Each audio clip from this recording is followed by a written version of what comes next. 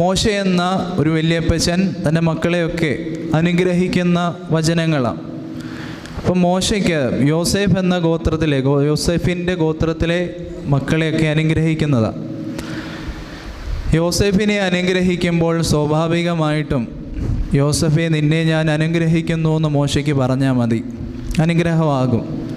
പിന്നെ എന്തിനാണ് മോശ എന്ന മനുഷ്യന് ഇത്രയും അഡ്ജക്റ്റീവ്സൊക്കെ ഇതിന് ചേർക്കുന്നത്, അല്ലെങ്കിൽ ഇത്രയും വിശേഷണങ്ങളൊക്കെ ഈ ഒരു വാക്യത്തോട് കൂടി ചേർക്കുന്നതെന്ന് ചിന്തിച്ചു. നമ്മൾ വേദപുസ്തകം ഞാനിങ്ങനെ വായിച്ചപ്പോൾ ഞാൻ ചിന്തിച്ചൊരു കാര്യം, എന്തുകൊണ്ടായിരിക്കും മോശ ഇങ്ങനെയൊക്കെ പറയുന്നേ? മുൾപടർപ്പിൽ വസിച്ചവൻ്റെ പ്രസാദം നിൻ്റെ ശിരസിന്മേലും എൻ്റെ സഹോദരന്മാരിൽ പ്രഭുവായവൻ്റെ നെറുകമേലും വരുമാറാകട്ടെ എന്ന് എന്തുകൊണ്ടാണ് പറഞ്ഞത്?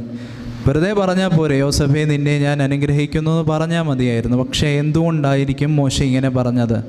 ഇതാണ് പ്രിയമുള്ളവരെ, ചില ഓർമ്മകളുടെ